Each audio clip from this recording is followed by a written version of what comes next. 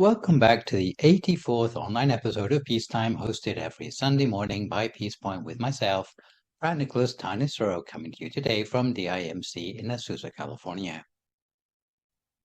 In the previous session, we looked at the Samanyapala Sutta.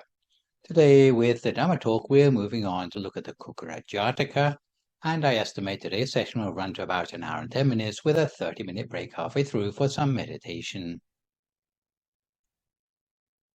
So today's session is the fifth in the Illuminated Texts series, and you might regard today's sutta as a little bit of a hiatus from all the highly structured suttas which we've been looking at so far, because today's sutta is, on the face of it, just a story. The Jatakas are included as one of the 9 styles of teaching to be found in the Buddhist scriptures, known in Pali as the Navanga Sattu Sasana. So to be found in the Tripitaka are the discourses or suttang, which we've been looking at over the last 4 sessions. Then there can be discourses mixed with verses or songs, or in Pali language, gayang. There can be prose expositions, or in Pali language, vayakaranang. There can be verses, or in Pali language, gatha. There are the exclamations, psalms, or verses of uplift, in Pali language, uttanang. There are the thus said discourses, or in the Pali language, itivutakang. There are the birth stories, or the Jatakang in the Pali language, which we're looking at today.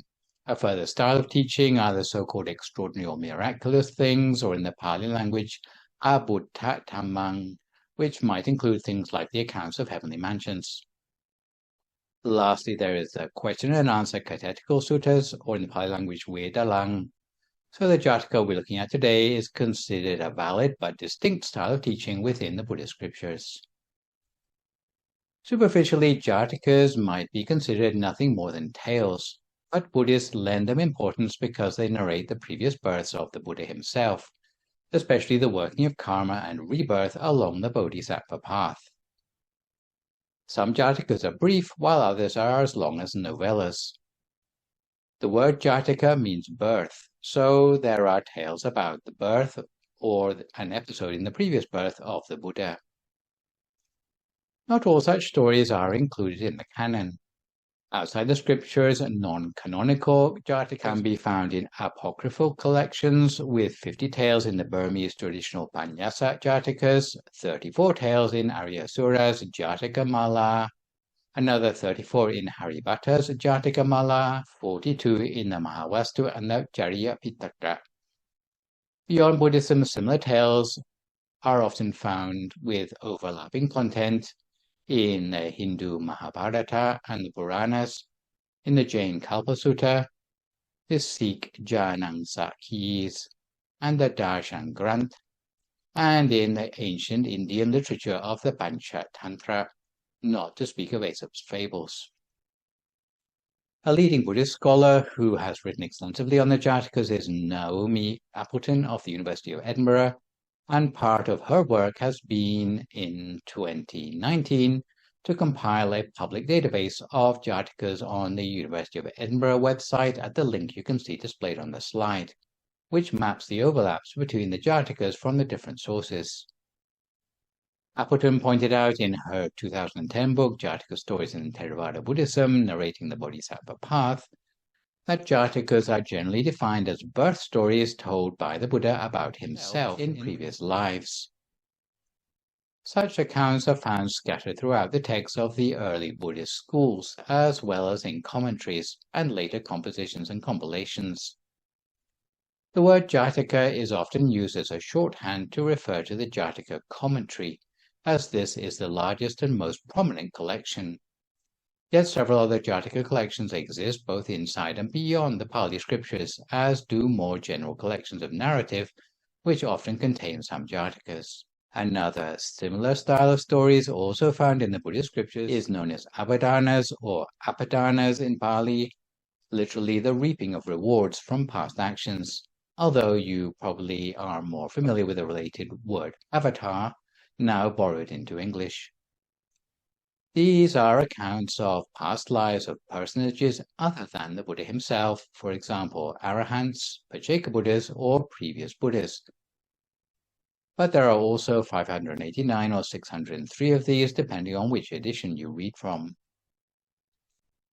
It's obvious that Jatakas hold an important place in Theravada society.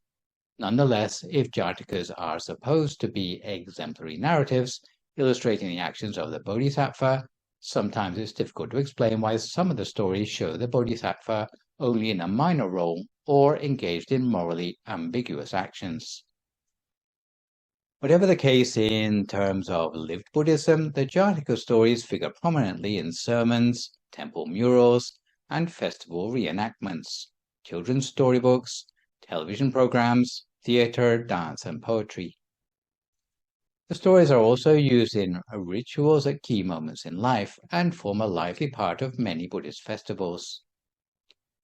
They are seen depicted in huge roadside illustrations during the Sri Lankan celebration of Vesak, as well as in public recitations and dramatizations all over Southeast Asia. The presence of Jatakas in all aspects of Theravada life might seem somewhat curious, given the widely held view that Theravada Buddhists are supposed to glorify Buddhas and the Bodhisattva path less than their Mahayana neighbors. I would say that the reason Jataka stories maintain such an influential place for Buddhists is the recognition of the pathway by which the Buddha got to that final lifetime, the sacrifices he had to make along the way. In fact, in the scriptures there are only 547 canonical birth stories, but we know the number of lifetimes which the Bodhisattva must have undergone to get to that final lifetime is much, much more than that, since we're talking about aeons rather than simply a few hundred lifetimes. But the Jatakas that did make it to the scriptures illustrate how the Buddha gradually accumulated perfections toward the final lifetime. What is perhaps refreshing for us is that during these lifetimes, he wasn't already some saint, but often he was born as something or someone very humble, like an animal or a low-ranking person, sometimes even a person who had never met up with Buddhism in the first place. So by trial and error, he had to work out how to accumulate good deeds for his future. So these vignettes of his previous lifetimes are telling us about how he found out what was good or a bad thing to do in his life, and how he found out what was going to help him to make progress towards Buddhahood in the final lifetime, because there was no one there to give him the answers to those questions. The Jatakas come from the Kukkura Nikaya, which contains various miscellaneous texts, also including things like the Dhammapada, the Sutta Nipata, and the Itivuttaka. The source for the manuscript today will be Robert Chalmers' 1895 edition, which, despite its age, has never gone out of print, and is the most up-to-date translation currently available.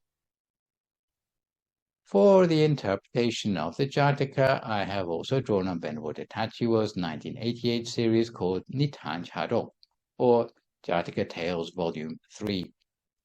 So as usual, we will go through the sequence of sources, sutta name, place names, interlocutors, backstory and overview before looking at the manuscript itself, the outcome of the teaching, and some of the issues that Jataka raises. So the manuscript we're studying today is called the Kukkura Jataka. The word Kukkura literally means dog, and the word Jataka means birth. So if we put these two elements together, we get the Jataka name as meaning the dog birth story. The setting for this story is the Indian city of Benares, then known as Varanasi, which, down to the present day, is still famous for its ghats, or flights of steps leading down to the river Ganges. Some of you may have visited there. It's still a holy place for Hindus down to the present time. The Buddha never set foot in this city in his final lifetime because it was such a stronghold for Brahmins. It's likely that the Benares portrayed in this account is from more than 10,000 years ago, which is pretty astounding considering that during the same era, Europeans were still living in caves. Jatakas are thus taken as the basis of prehistorical understanding of India, as is seen in books such as T.W. Rhys Davids' 1997 book, Buddhist India, which is one of my favorite contextual books for helping to understand the scriptures. Although we will get a summary of the names again at the conclusion of the Jataka before we embark on the manuscript, I will mention the Interlocutors, who are generally in pairs, the present lifetime identity and the past lifetime identity. So for the past lifetime identities, Brahmadatta is the name of the king of that particular city.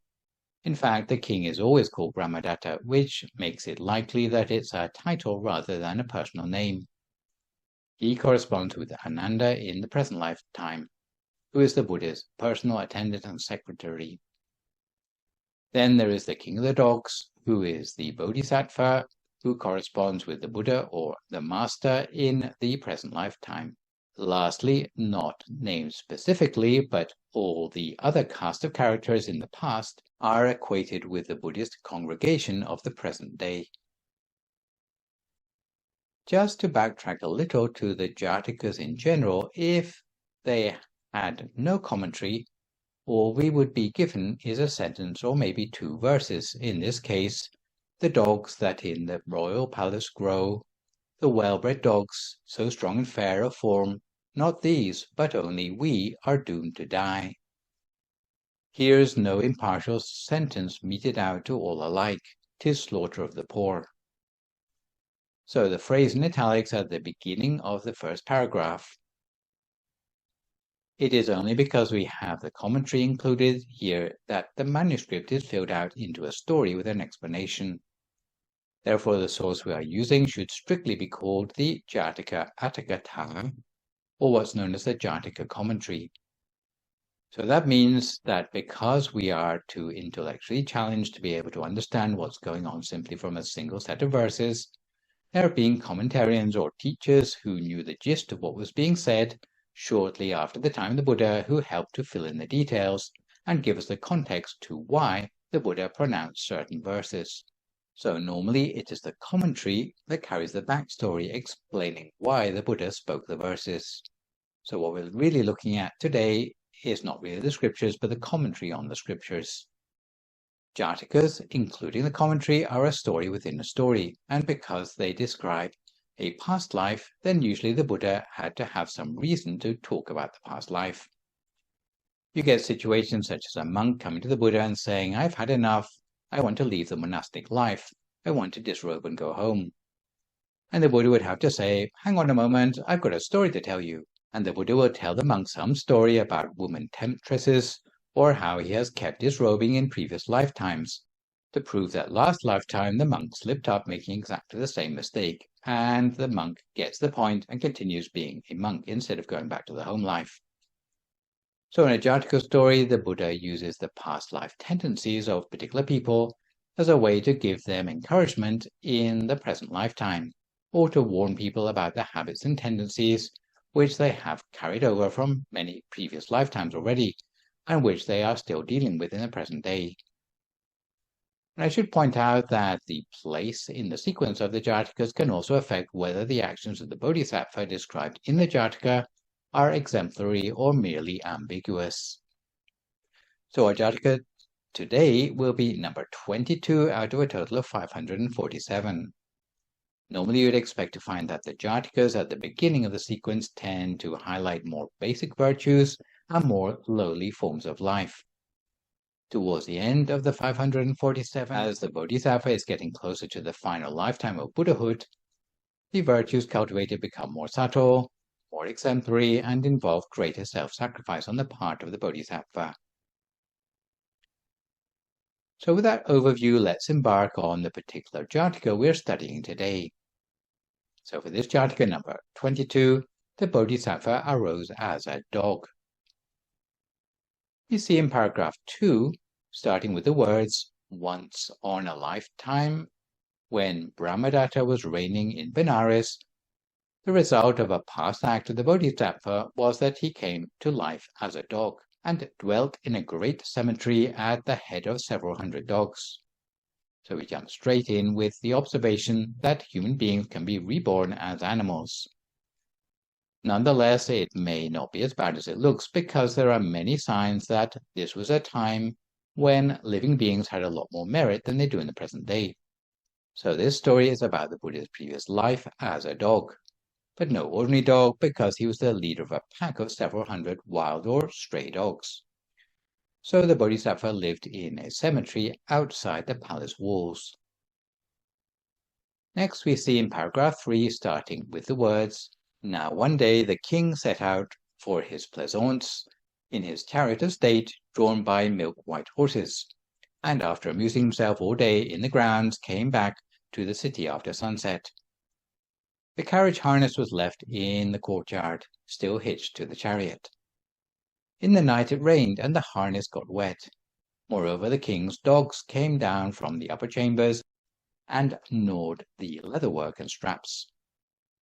So this was an incident that occurred inside the palace walls, where the king's royal chariot, which was upholstered with leather straps, leather reins, and so on, had been left out in the rain overnight.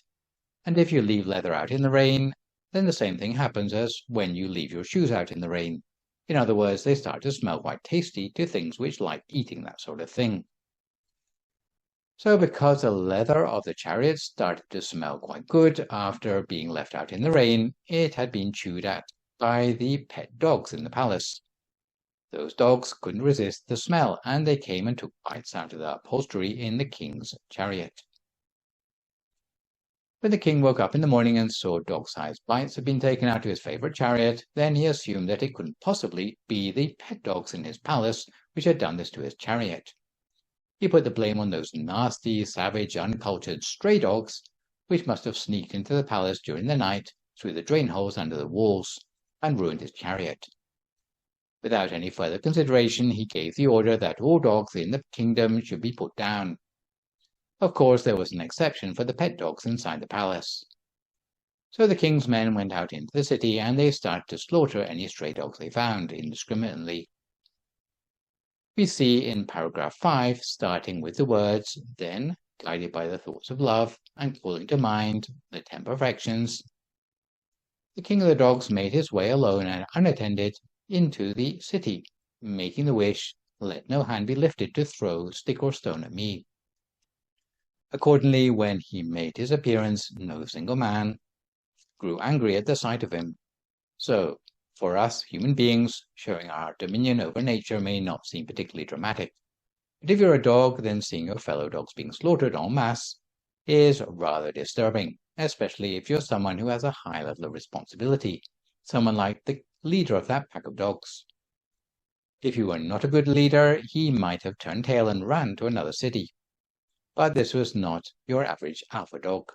This was the leader of the dogs who had the makings of a future bodhisattva.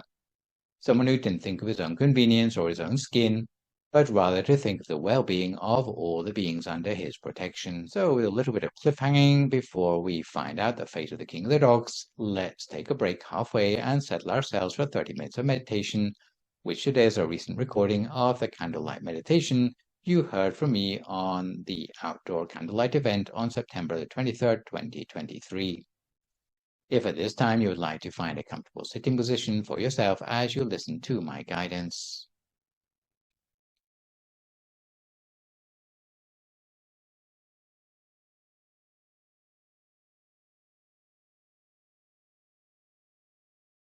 If you'd like to start by finding a comfortable position for yourself in meditation, with your right leg over your left leg, your right hand on your left hand, the index finger of your right hand touching against the thumb of your left hand, with your hands palm upwards on your lap. If you prefer, you can sit on a straight back chair, but remember to sit upright, again with your hands resting palm upwards in your lap, the index finger of your right hand touching against the thumb of your left hand. And find a position by which you feel alert and yet relaxed, not leaning too far forward nor too far back, not leaning to the right nor to the left. Find a position of poise for yourself. Make sure your breathing and your circulation are natural and unimpeded. And adjust the position of your body to minimize any possible aches or pains.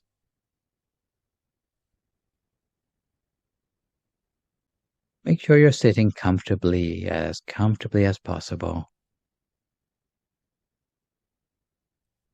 And relax every muscle of your body. Relax every muscle, starting with the muscles of your forehead, your eyebrows and eyelids,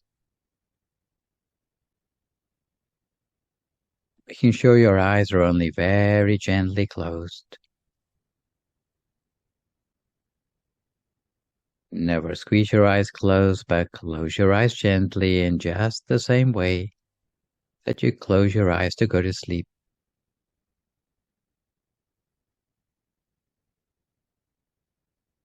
Make sure there's no heaviness on your eyelids. And if you do notice that your eyes are closed too tightly, or if there is heaviness on your eyelids, then you may need to open your eyes and close them again more gently. So close your eyes in just the same way you would close them to go to sleep. Then we do what's known as a body scan, scanning down through the whole of our body, relaxing each and every muscle as we go. So we might start by relaxing the muscles of our face, relaxing our neck, our shoulders, both arms, down to the tips of our fingers. Relaxing our chest, trunk, and the muscles of our core. Both of our legs, right the way down to the tips of our toes. So that all the way from the top of our head, right the way down to the tips of our toes, there's no remaining part of our body with any sort of stress or tension anymore. If we do notice any tension remaining in our body, then we do our best to relax it completely. Because if our body is completely relaxed, we'll have the feeling as if our whole body seems to melt away into the atmosphere around us. We'll have no further worries about our body anymore. Once our body is completely relaxed, we can turn our attention to relaxing the mind. The easiest and most efficient way to relax the mind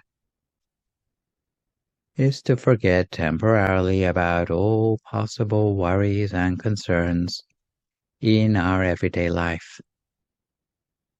No matter whether it be thoughts of work, friends, family, studies, finances, or any other thing. Don't think about your future and don't think about your past. But keep your mind entirely in the present moment, making the mind radiant, light, spacious, and refreshed. Radiant like the morning sun, light like a feather, spacious like the ocean, and refreshed like a flower bud in the early morning dew. We might imagine that we are meditating right out in the open, with no walls to enclose us, just an empty space right outwards to the horizons in all directions. We might imagine that we are sitting outside under the starlight with a sense of freedom and also safety. We feel alone but not lonely. And within us we might conjure up a sense of happiness and joy in the mind, perhaps casting our mind back to a time in our life when we felt truly happy. As if that feeling were composed of tiny particles of happiness and joy, completely filling the mind, and allowing that feeling of joy and happiness to leave the mind feeling refreshed inside, and cherishing that feeling of happiness and joy for a few moments, as if all the happiness radiates outwards from the center of the body. And when we feel relaxed both in body and in mind, very gently we allow our attention to settle and center to a point somewhere in the middle of our stomach. As if the center of our stomach was just an empty space, a hollow cavity, without any muscles or tissues, without any organs or bones. And now very gently, again without any effort at all, in our mind we may picture something bright, whatever comes easiest to us. Perhaps a picture of the bright shining sun, as if the picture of the sun is shining from the center of our stomach, a sphere of light shining from inside us. And we imagine that object with a light and gentle attention as continuously as we can, or as long as we can, without letting the mind wander anywhere else. The mind wanders to sounds around us, to the sensations in our body, or to the thoughts in our head. As soon as we realize, we bring our mind back again to the center of our body and continue as before. Our mind may wander 100 times or 1,000 times, but we should pay no attention to how frequently our mind tends to wander. It's our job merely to bring our mind back again to the center of the body and continue as before. If our inner object disappears, then we can conjure up a new one. We don't need to worry whether we see the object clearly or not. We just make do with the object even if we cannot perceive it clearly, even if it's only partly visible, even if it seems to be in shadow, even if it's not as clear as seen with the naked eye. We take it as it comes, because the way the mind sees things on the inside is not quite the same as the way the eyes see objects in the outside world. With the mind, the way we see objects starts out rather vague and becomes gradually clearer as time goes on. At the same time, we avoid entertaining any thoughts in our mind. Thoughts in the mind keep spinning like the proverbial hamster wheel. Then it may be necessary for us to make use of the sound of that traditional mantra, soundly repeating to ourselves the words Samma Arahang, Samma Arahang, Samma Arahang, over and over again. So the sound of the mantra seems to come like a silent music from the very center of our body. Samma Arahang, Samma Arahang, Samma Arahang, over and over again, making sure our attention is only very light at the center, and we should be certain that we don't use too much effort when we're meditating. If we use too much effort when we're meditating, or even too much enthusiasm, what we'll find is that there'll be a certain degree of stress that returns between our eyebrows or across our shoulders. If we find such tension creeping up on us, then we try to loosen up a little bit more. We try to relax more as we imagine our inner object. However, if we find ourselves daydreaming, or if we feel sleepy in our meditation, then perhaps we need to keep the mind a little bit more firmly at the center of the body. Whatever the case, we always keep our mind with the bright object at our center, observing the bright object as continuously as we can, for as long as we can, without letting our mind wander anywhere else, observing the object without entertaining any thoughts in the mind. At the same time, we don't let ourselves get elated by the pleasing things that arise in the mind, and we don't let ourselves get disappointed or frustrated by the lack of these. We don't try to fight anything that comes up in the mind. And at the same time, we don't have any expectations about what we might see in the future. We simply rest our mind, observing at the center of the body, as continuously as we can, for as long as we can. Always keeping the mind at the center of what we can perceive, the center of the bright, clear sphere of light, or the feeling that such an object exists inside us, if that's what we prefer. And we continue in this way, lightly and gently, for a few more moments now in silence, until we come to the appropriate time.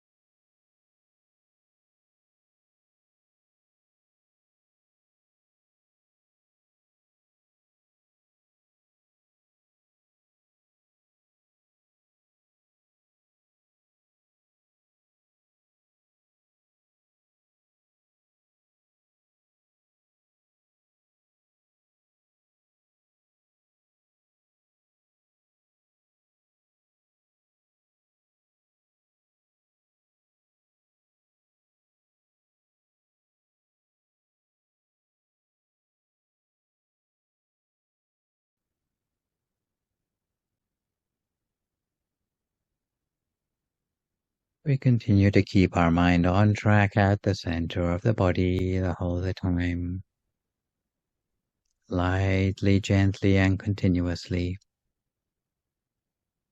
with our inner object, while keeping the mind free of thought.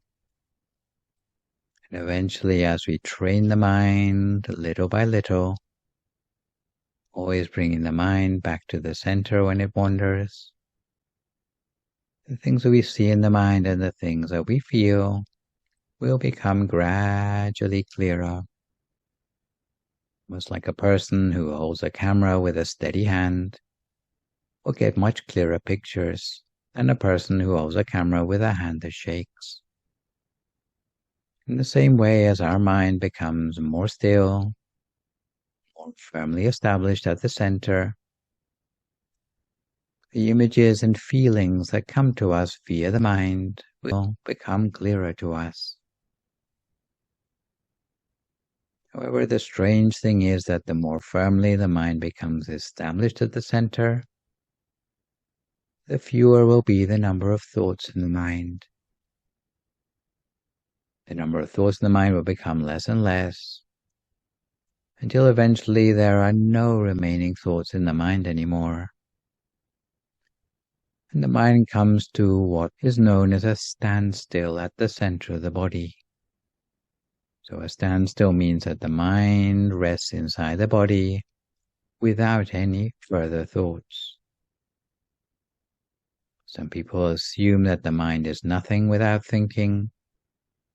But if we reach this point in our meditation, then we'll start to find out that in fact the mind without the thought is much more powerful than the mind caught up in concepts. The mind that is free of all thoughts can start to draw upon consciousness at a deeper level, consciousness which we could equate with a gut feeling or an intuition which we might call the inner wisdom of the mind. So once we switch on to these things, then it will be like illumination within ourselves, by which we'll start to unravel the mysteries of our life and the world around us. Because wherever there is light, then there is also knowledge. Wherever there's knowledge, no ignorance can creep in. All the unwholesome influences in our mind, whether it be greed or hatred or delusion, no longer have a place to hide themselves anymore. Because once we've understood the reality of the world through our inner experience, then there's no going back to being our former deluded self, because we've already had first-hand experience of the true nature of the world. So for now, each their own meditation for a few more moments in silence, cultivating the mind at the center with the bright object and the sound of the mantra if necessary, for a few more moments until we come to time for some loving kindness meditation.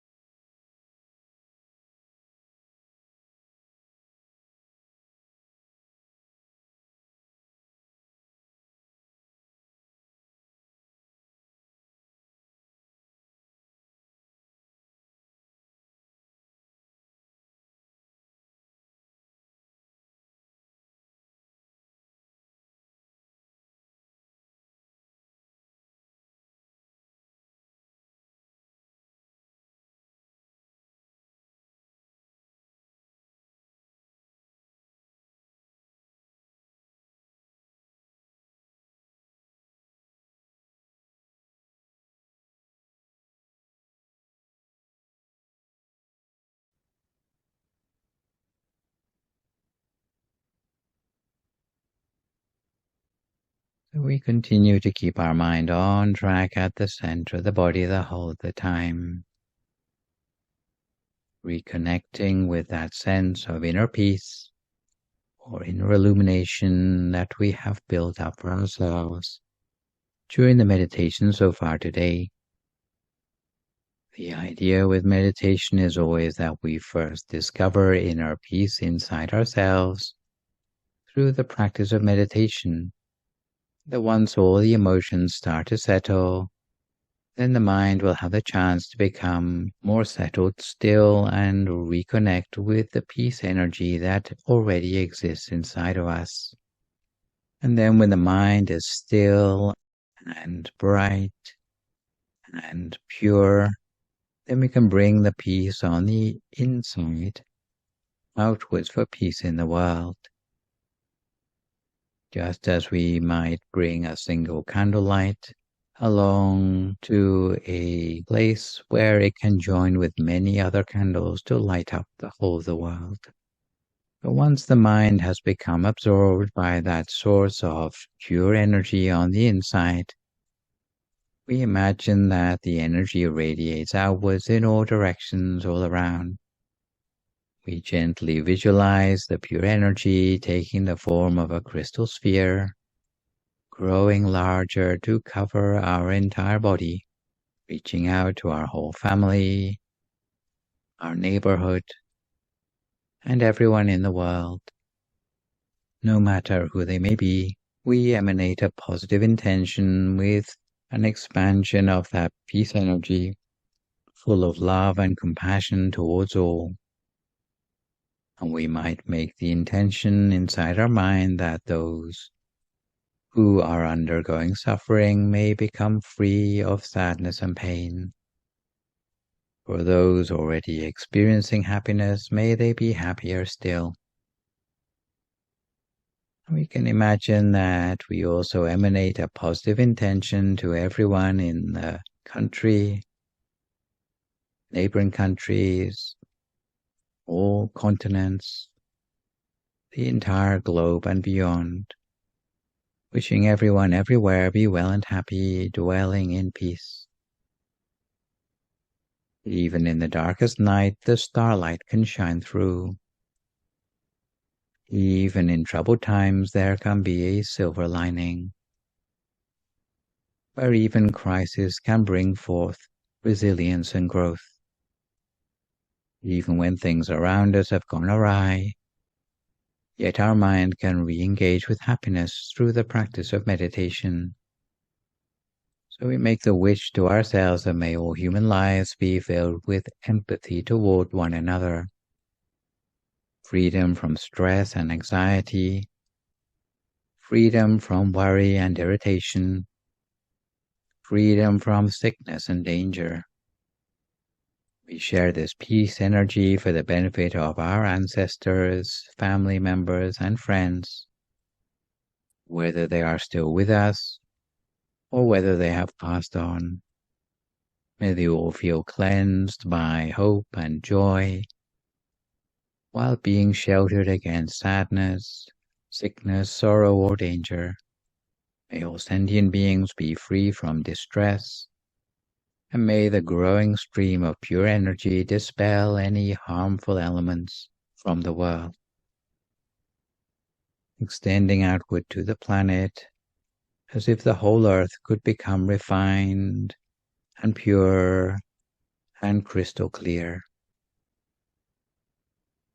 And may all the things that disrupt the unity in our world be overcome so that all conflicts can come to an end, leading the whole world into a new era of integrity that emerges from that pure energy. May the world be free from harm and aggression, and may this pure energy protect the world from all physical and mental impurities. So as we sit for the last few moments of our meditation together, we can make good wishes for ourselves or others for a few more moments now in silence.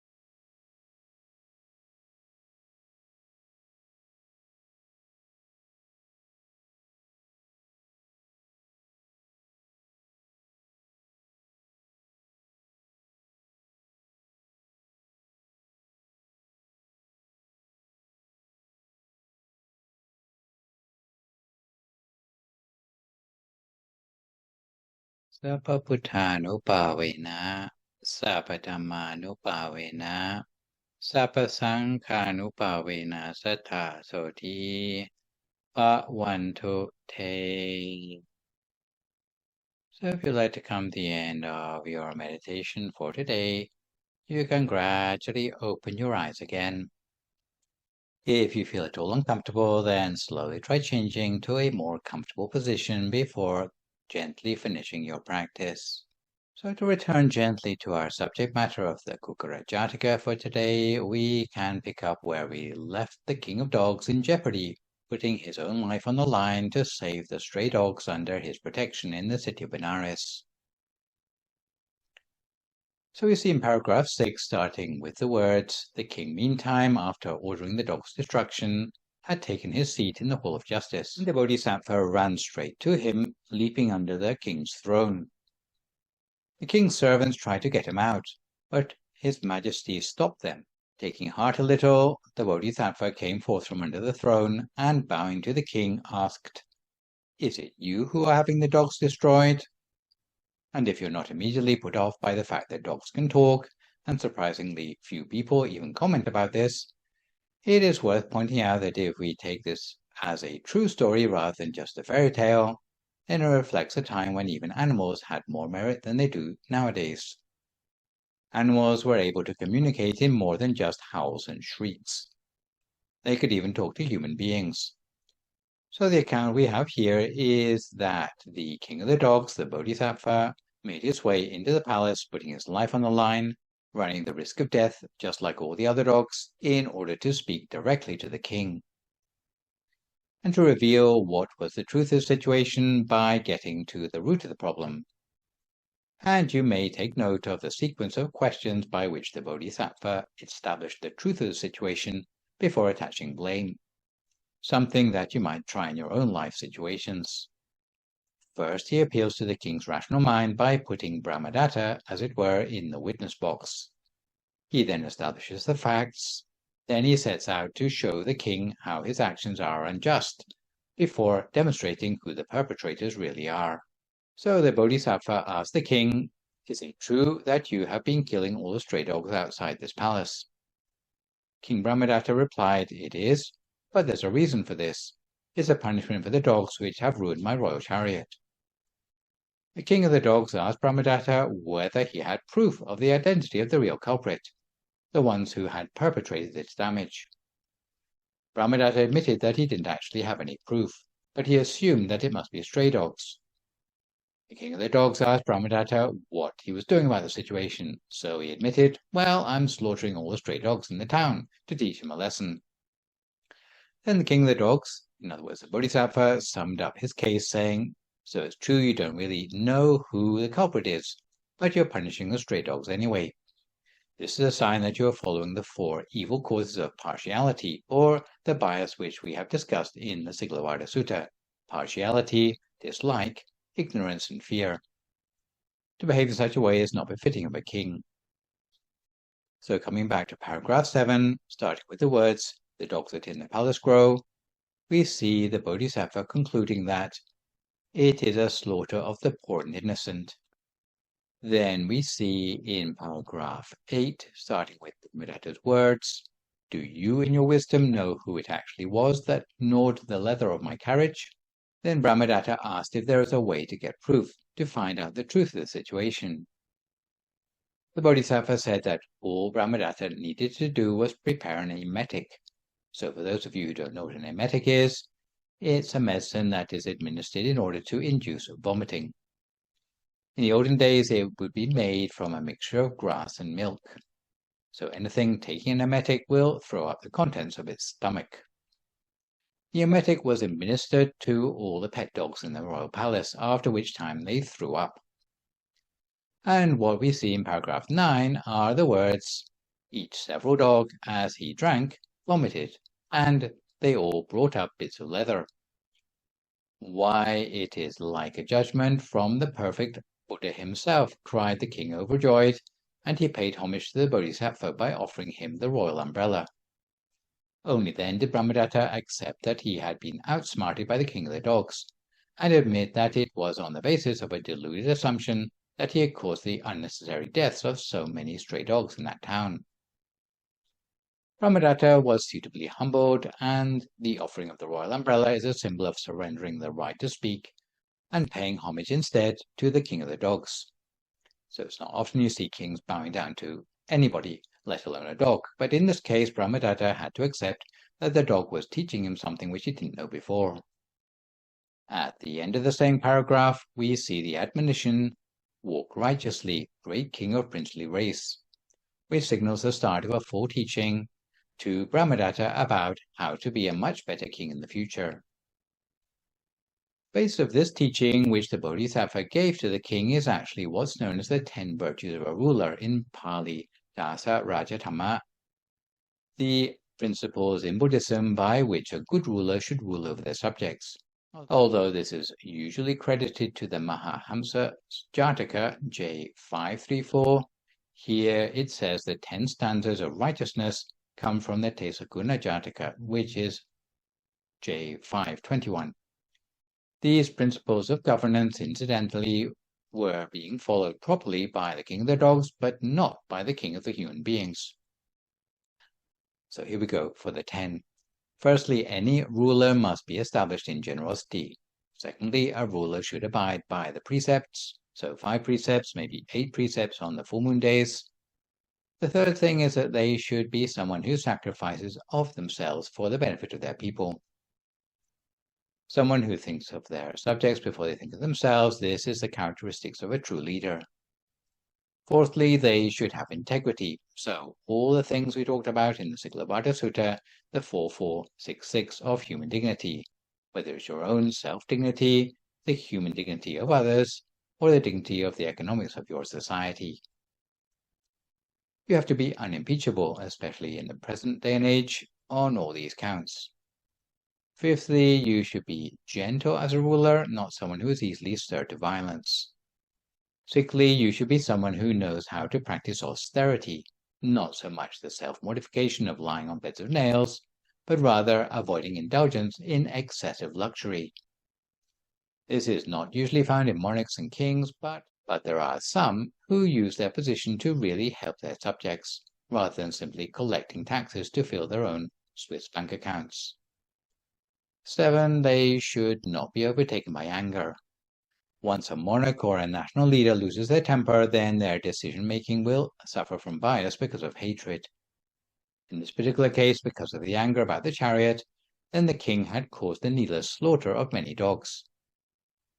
8, they should not succumb to violence. So I wonder how many leaders you can count in the world today who manage to conform to this principle. 9th, a ruler should have patience.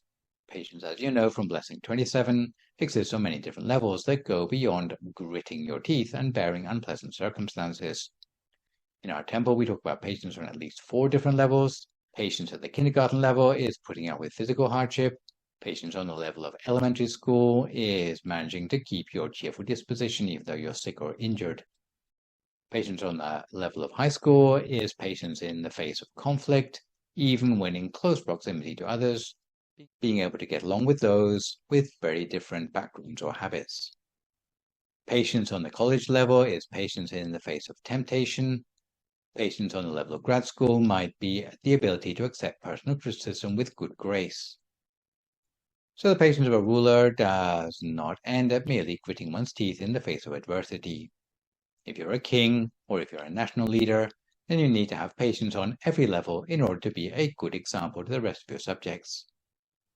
And for the virtue of ruler, last but not least, is the ability not to deviate from righteousness. So the person who can climb to the top of the social pile needs to be a person who is very exceptional in a Buddhist society. According to the Buddhist outlook, not everyone is considered equal. They will differ in terms of the virtues that they can cultivate in themselves. But if people rise to a position of leadership, it should be because they are equal to the responsibility in terms of virtues which they have. They need to be the sort of person who other people would look up to. For that reason, they shouldn't be ruling over people by inflicting fear, but they should be ruling over people because other people look up to them as an example. or as a model of righteousness. So this would be the ideal of a worthy leader in Buddhist society. This is where Brahmadatta had to take a page out of the Bodhisattva's book, because he hadn't fulfilled his proper duties as a ruler. We see in paragraph 10, starting with the words, "Then having established the king in 5 commandments, and having exhorted his majesty to be steadfast," that Brahmadatta was established in the 5 precepts as a result of what the Bodhisattva had taught to him. We then see in paragraph 11, starting with the words, "At the close of the great being's words, the king commanded that the lives of all creatures should be safe from harm. He ordered that all dogs from the Bodhisattva downwards should have a constant supply of food such as he himself ate, and abiding by the teachings of the Bodhisattva, he spent his whole life doing charitable and other good deeds." So after taking the 5 precepts, the outcome of the teaching was that from that day forth, Brahmadatta commanded that no one was to lay hands on any of the dogs in the kingdom. They'd be safe from harm, and they'd be supplied with good quality food, as a result of the wisdom received from the Bodhisattva. When the Bodhisattva dog passed away, he was able to go directly to a heaven realm, and it is said that the Bodhisattva's teaching endured after his passing for a further 10,000 years. Some people like to tease Buddhists, saying that if you're born as an animal, then you'd have no chance to improve the quality of your existence. But here we see a dog managing to teach human beings a lesson or two. So maybe not every dog is one that can speak and give lessons to a king, but there are seeing-eye dogs, search and rescue dogs, and companion animals, which, if well trained, means that even animals have plenty of ways to improve their lot in life. So this is one example of how the Buddha himself managed to do this during the time that he was the Bodhisattva. Lastly, we come to the part of the Jataka where the Buddha reveals the past life identities. We see in paragraph 12, starting with the words, "When the master had ended this lesson and had said, 'Not only now, brethren, does the Buddha do what profits his kindred, in former times he also did the like. He showed the connection and identified the birth by saying Ananda was the king of those days. The Buddha's followers were the others, and I myself was the dog.'" An equivalent paragraph will be seen at the end of most Jatakas. This one finishes by the Buddha in the present time, revealing the present-day identities of each person in the Jataka's story of the past. In the present time, it turns out that Brahmadatta, who had been so rash, was Ananda, the Buddha's own secretary, in the present time. The rest of the characters in the Jataka were the Buddhist followers of the present day. So we see that the personages seem to meet up lifetime after lifetime in their pursuit of perfections. And just for completion, I should mention that the revealing of the afterlife identities in this Jataka is not as elaborated as in some other Jatakas, because the occasion of telling the story was only one of 3 Jatakas, the Kaka Jataka J140 and the Mahagapi Jataka J407, told on the same occasion of the Bhattasala Jataka J465, mentioned in the first paragraph, all on the same theme of governance and putting one's kinsman before oneself, because of a king who wanted to have a tree cut down to make his palace, but which would have damaged the habitat of a tree sprite. Ultimately, the king refused to listen to the tree sprite's request to save the tree, but eventually consenting to removing the tree without damaging the surrounding ones, to save the habitats of neighboring tree sprite families. The set of Jatakas are not meant as a criticism of Ananda per se, but were meant to deter the aggressive behavior of King Vidutapa of Kosala, who set out to punish his own relatives instead of letting go of his own selfish pride. So our first concluding thought, which the Venerable Tatachiwo points out from this Jataka story, is that it is necessary to take responsibility for mistakes. This does not mean constantly blaming outsiders or othering the blame on the problems. Otherwise, we will be taken by surprise when it turns out it's been an inside job. A second concluding thought the Venerable Tatachiwo points out from this Jataka story is the danger of the 4 types of bias for effective leadership. In this Jataka, we saw King Brahmadatta caught up in possibly all 4 of the forms of bias, which we learned about in the Sigalovada Sutta. because of his greed, his love of his chariot, and the favoritism towards his pets, because of his hatred of the dogs that had taken bites out of his favorite chariot, because of his delusion, not knowing the real information about what had happened to his chariot, and maybe because of his fear that it would happen again in the future or that he would look weak. So a third concluding thought which the Venerable Tachiwo points out from this Jataka story is the blessing of looking after extended family, which I won't go into here, but where, if you're interested, you can go back and look at the session I did on blessing number 17 on looking after our extended family. So a fourth concluding thought from this Jataka story is that taking the Jatakas seriously doesn't conflict with the supposed Theravada emphasis on enlightenment in this lifetime, but shows that due diligence over many lifetimes is necessary in order to reach the final goal. So even Theravadins have to take some interest in the Bodhisattva path. For this reason, Jatakas are important for us to study and are preserved as part of the scriptures because they show us what is required over the course of many lifetimes to become the Buddha. There's a common misunderstanding amongst Western students of Buddhism that the Buddha was born as Prince Siddhartha, and then at the age of 29, he suddenly had this miraculous vocation in life to go and become a Buddha. He just meditated for 6 years and hey presto, he could become enlightened. So it sounds like something which isn't a big deal. All you need to do is give up your royal comforts and you can become a Buddha. But if you have a correct overview of the scriptures, you'll find that in order for the Buddha to get to that final lifetime, he had to put in a lot of legwork for countless previous lifetimes. It was only due to the goodness which he had collected up over the course of those many lifetimes which allowed him to become enlightened in the final lifetime. So one more concluding thought is that Jatakas generally, although they rely quite heavily on secondary scriptures called the commentaries, are a valid source of Buddhist wisdom. Some people dismiss them as just kid stories, so you can decide it for yourself whether you want to take them literally, since it cannot be denied that they are also part of the folklore of ancient India.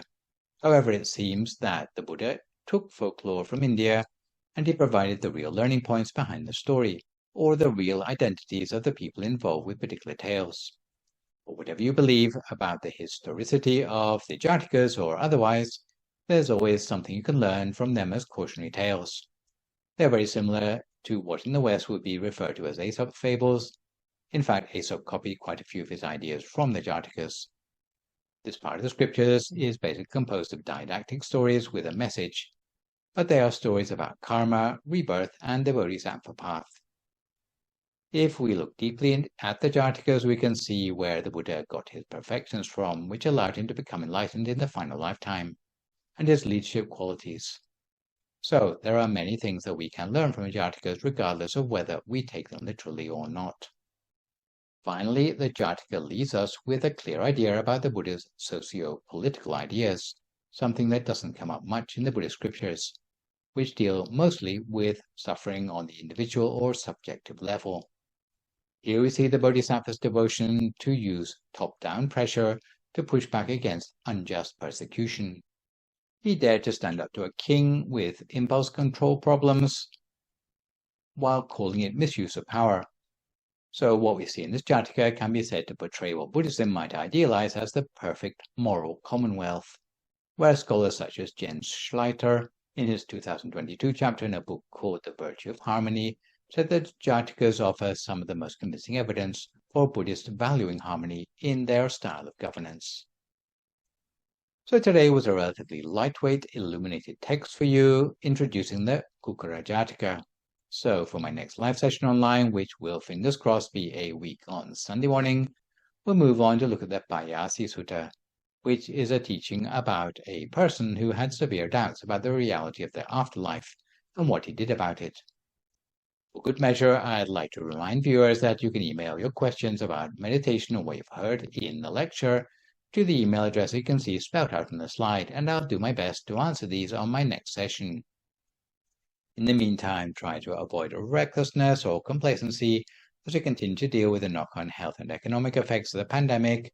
Maintain a positive mood, speak only positive words, forgive others, extend good wishes to others, and meditate daily. Hopefully, as a result of today's session, you'll be able to cultivate the virtues and responsibility needed for effective leadership.